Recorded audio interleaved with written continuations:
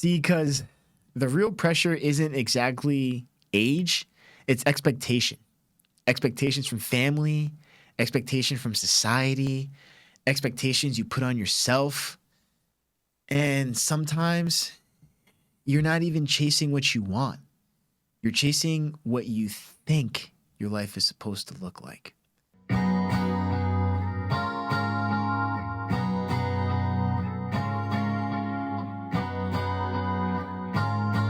What it do, what it do. It's your boy Andre Spruell, and you're tuning in to Middle of the Fence podcast.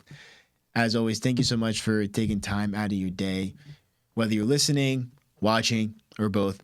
As I like to say, time is the most valuable thing on this earth because we can spend it, but can't make it back. So as always, thank you for spending your time here with Middle of the Fence. Let's talk about something that a lot of people feel, but don't always say out loud. The pressure to have your life figured out by 30. Career, money, relationships, purpose.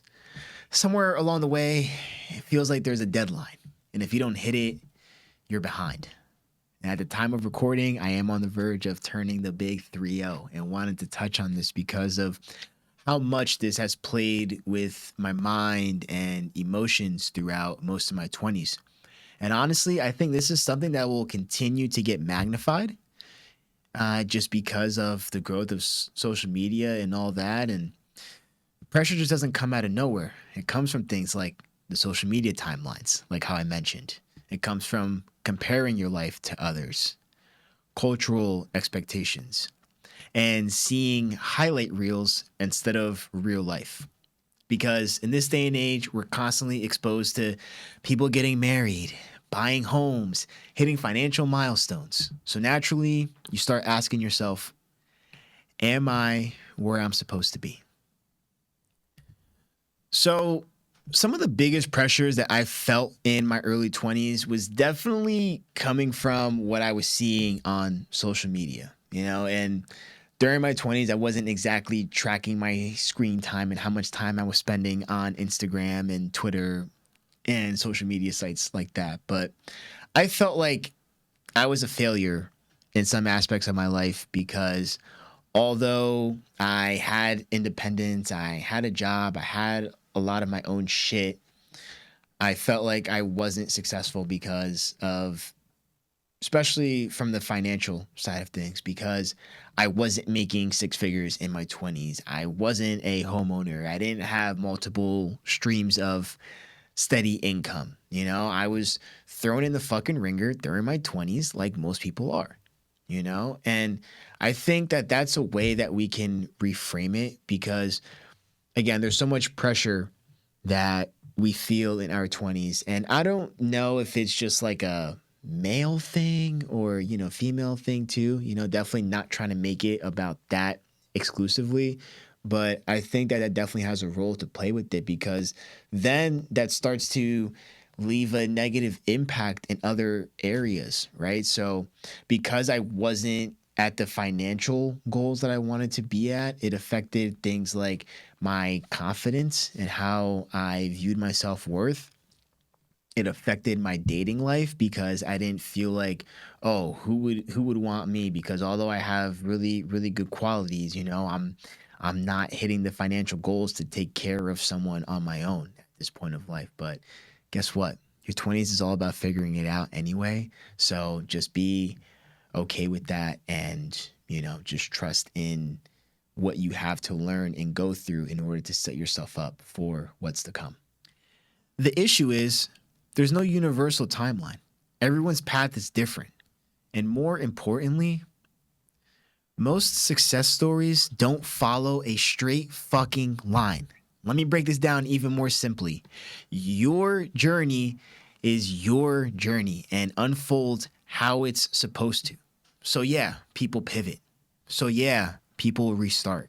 And yes, people figure things out later than expected. And that's okay. But we don't always see that part.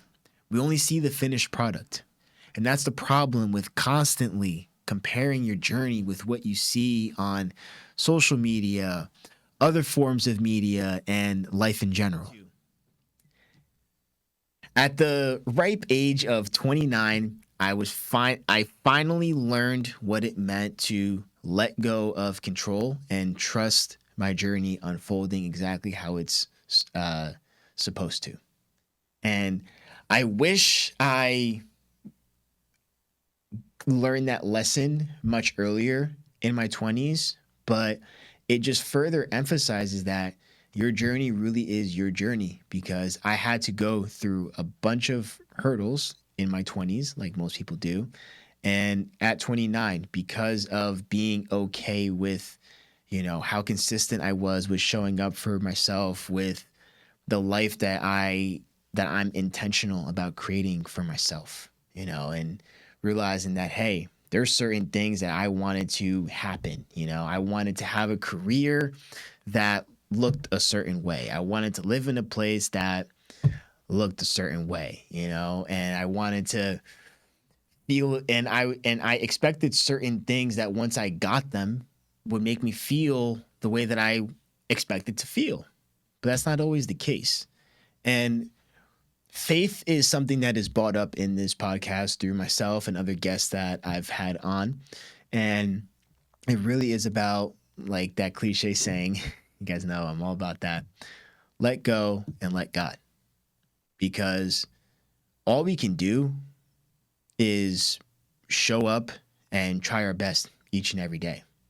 And that's where consistency comes in because some days you feel great. You can give 120%, so you go that extra mile. But then there's certain days you feel like shit. You only got 4 hours of sleep, so you're cranky.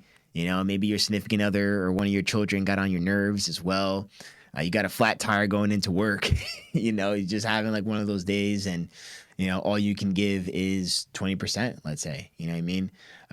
But you just keep showing up and trying your best each and every day and following your intuition along the way to know that, hey, as long as I keep showing up and trying my best each and every day and, genuinely feel aligned with the path that I'm on, I am okay with trusting how things unfold. Because if you try to operate from the space of I'm going to control how I think my life should be versus, how your life is actually supposed to be like, I feel like you're gonna just feel a lot of resistance in life in general. See, because the real pressure isn't exactly age, it's expectation. Expectations from family, expectation from society, expectations you put on yourself. And sometimes you're not even chasing what you want. You're chasing what you think your life is supposed to look like. And that's the big difference because, again, sometimes you're not even chasing what you want. You're chasing what you think your life is supposed to look like. So getting real about what you think you want versus what you actually want. So what you think you want can come from things like people pleasing or thinking that, hey, by pursuing this type of endeavor, it's going to make me happy and fulfilled. So I'm going to keep working at it because once I get there, then I feel happy and fulfilled, but getting real about what you think you want versus what you actually want. And you ask yourself, well, what do I actually want out of life? And that's where it starts. That's where it starts. What do you actually want out of life? And that's going to change because your environment is going to change, not just your physical environment, but who's involved in the environment, what you're consuming on a daily basis and things like that. So, again, getting to that place of actually knowing what you want. And I'm not saying that like, oh yeah, like after you're done with your 20s and you're later on in life, you know exactly what you want and these are the exact steps that you need to take. No. But if you follow your heart and your intuition, you're going to be guided. There's going to be missteps along the way, obstacles and hurdles to overcome, good times, not so good times. But the more clear that you get on what you actually want, the more fulfilled life that you'll have. and how you want your life to look like and how you structure that is up to you. For me personally, I'm insane when it comes to making schedules, like making weekly schedules and making sure that, hey, I'm blocking out time to take this action on this day during this time. That's how I operate because of what I actually want out of life. And that may not necessarily work for you, and that's okay. But operating your life off of what you actually want versus what you think you want will make a drastic change in the quality of your life. And I really feel that it will allow you to live a more fulfilled life as a result. Instead of asking, am I behind? Am I moving forward? Because progress doesn't always look like milestones. Sometimes progress looks like growth, awareness, discipline, consistency, and those things compound over time. I'm big about things compounding over time here if you're tuning in. So the question that I posed to the audience is, do you feel like you're on your own timeline or chasing someone else's? Again, do you feel like you're on your own timeline or chasing someone else's? Let me know in the comments, shoot us a message, or just take some time to ponder on it. Thank you guys for tuning in to this episode. And no matter which side of the fence you grew up on, we're all more alike than we think.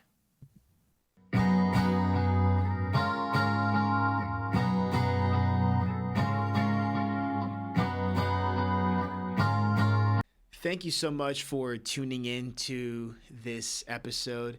And if you like this episode, please be sure to like, comment, and subscribe here on YouTube and hit the little notification bell so you can be the first to be notified when the latest episode drops. Also, be sure to check us out on your favorite podcast streaming platform as well, Spotify and Apple Podcasts. And again, no matter what side of the fence you grew up on, we're all more alike than we think.